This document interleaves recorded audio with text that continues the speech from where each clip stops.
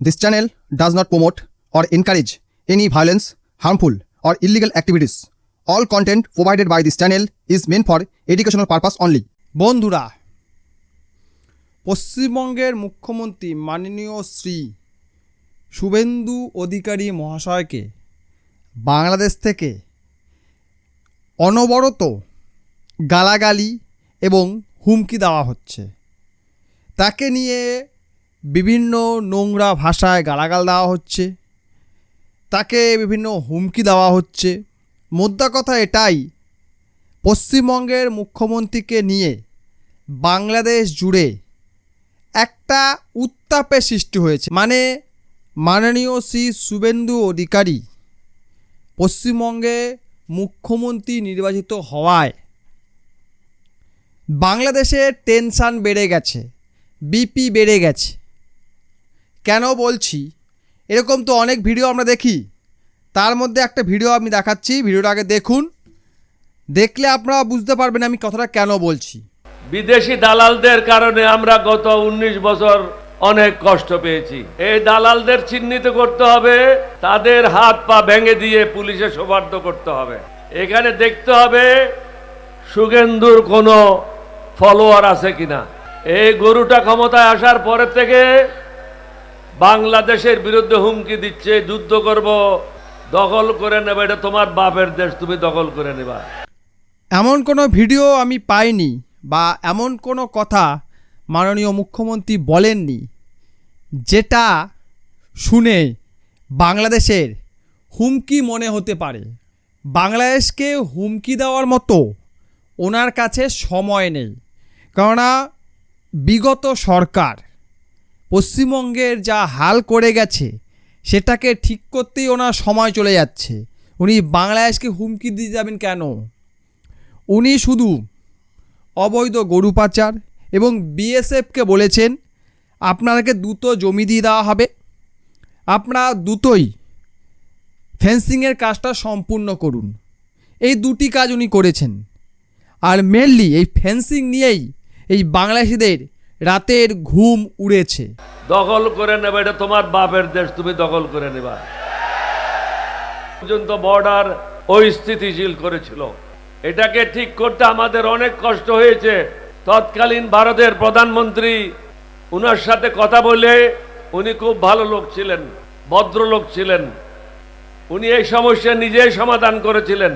কিন্তু এখন ভালো লোক, ভদ্রলোক ভারতে ক্ষমতায় নাই।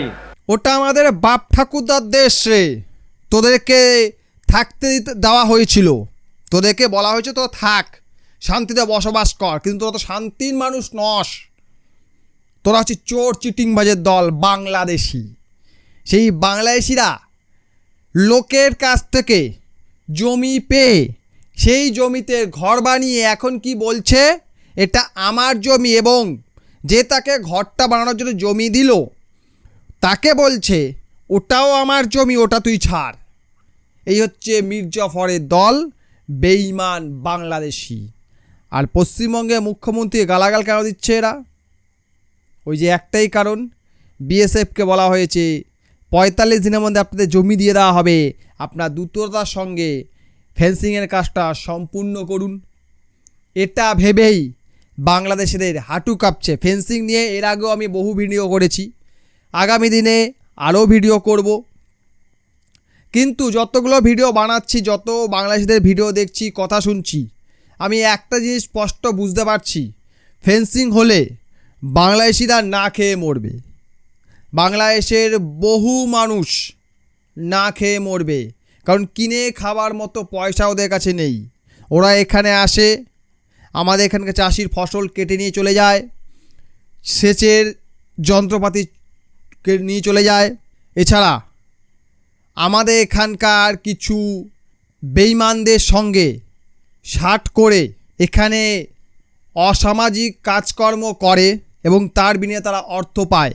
শুধু তাই নয়, এর আগে একটা ভিডিও আপনাদের বলেছিলাম, বর্ডার লাগোয়া এলাকাতে গেলে ওখানে যে সকল ইট ভাটা, মাছের ভেড়ি বা যে ছোটোখাটো কারখানা রয়েছে, ওখানে প্রচুর পরিমাণে বাংলাদেশি শ্রমিক কাজ করে। তারা ভিসা পাসপোর্টের মাধ্যমে আসে না, তারা ইললিগালি এই এলাকাটা দিয়ে ঢোকে যেখানে ফেন্সিং নেই। এখন যদি ফ্যান্সিং হয়ে যায় এই লোকগুলো কাজ করবে কোথায়? কাজ করবে কোথায় এরা? তাহলে এই কাজটা বাংলাদেশকে দিতে হবে। যে দেশ থেকে মানুষ চলে এলো, লাভ তো তাদের হলো যে তাদেরকে কাজ দিতে হবে না, খেতে দিতে হবে না, তারা এখানে থাকবে, এখানে খাবে, এখানে লোকেরা প্রবলেম করবে। তারপরে আমাদের পূর্ববর্তী সরকার, পশ্চিমবঙ্গ সরকার, এদেরকে তো মাথা তুলে রাখতো, এদেরকে ভোটাধিকার দিয়ে দিত, তোমরা ভোট দাও, আমাদেরকে জেতাও, এই ছিল তাদের পরিকল্পনা। সেও চলে গেছে। এবং কি বললো লাস্টে, আগে যে সরকার ছিল ভদ্রলোক ছিল, বর্তমানে সরকার এসছে, অর্থাৎ মাননীয় শ্রী শুভেন্দু অধিকারী মহাশয়, উনি ভদ্রলোক নন বাংলাদেশিদের কাছে। কেন বলুন তো? উনি বাংলাদেশের এগেনস্টে কাজ করছে, উনি দেশের হয়ে কাজ করছে, দেশের জন্য কাজ করছে, পশ্চিমবঙ্গের জন্য কাজ করছে, তাই উনি ভদ্রলোক নন। তাহলে আপনারাই বলুন, পূর্ববর্তী সরকার কি আমাদের হয়ে কাজ করতো না বাংলাদেশের হয়ে কাজ করতো? সেটা আপনারা নিজেরা বলবেন, কমেন্ট করে জানাবেন। ভিডিও ভালো লাগে লাইক করবেন, বন্ধুদের সঙ্গে শেয়ার করবেন, আমার চ্যানেল নতুন সাবস্ক্রাইব অবশ্যই করবেন। ভিডিও দেখার জন্য অসংখ্য ধন্যবাদ।